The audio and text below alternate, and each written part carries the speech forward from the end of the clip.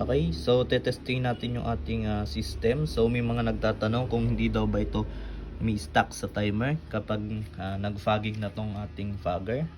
So ito yung pump natin, ito yung fogger. Ito yung dalawa nating relay. Dalawa lang muna ginamit natin.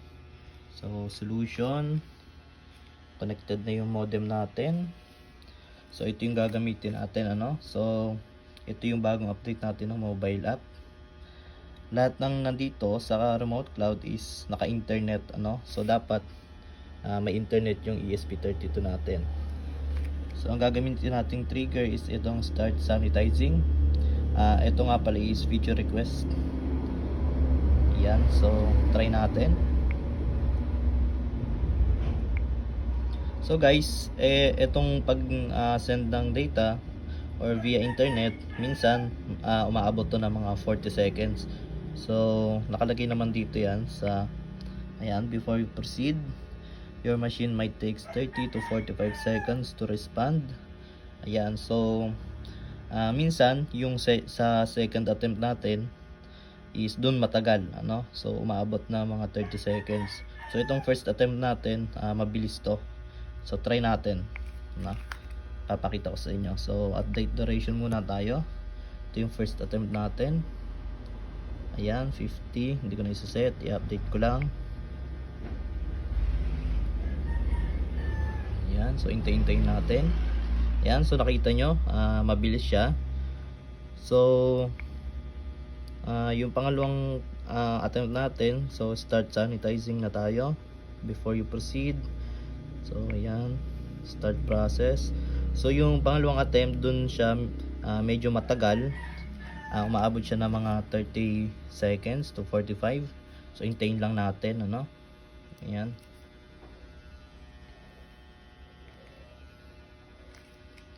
so hintay-hintay lang tayo guys. Preheating started. So nag-talk na yung ating speaker. So sanitizing started. Nag-send na. So ayan na, nag-start na siya. Preheating 1 minute. So umiinit na yung heater natin. Ito siya. Hintayin lang natin.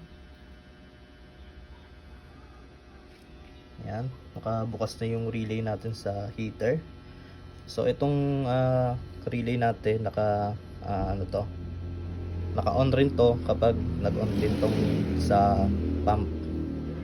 So yun yung nakaset sa akin. Okay.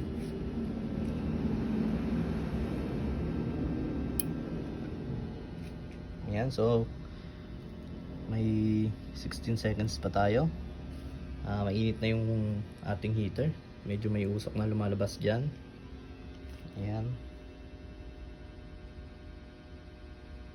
So titingnan natin kung mag-i-stuck ba siya sa timer kapag nag-fog na siya. Fogging process started. So tingnan natin timer. Tuloy-tuloy pa rin yung timer natin. So ito yung fog natin, malakas.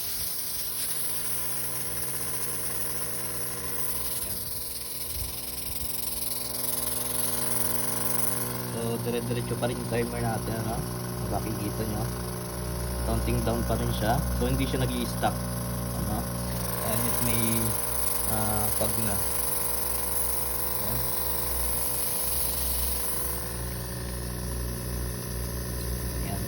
So itin lang natin matapos.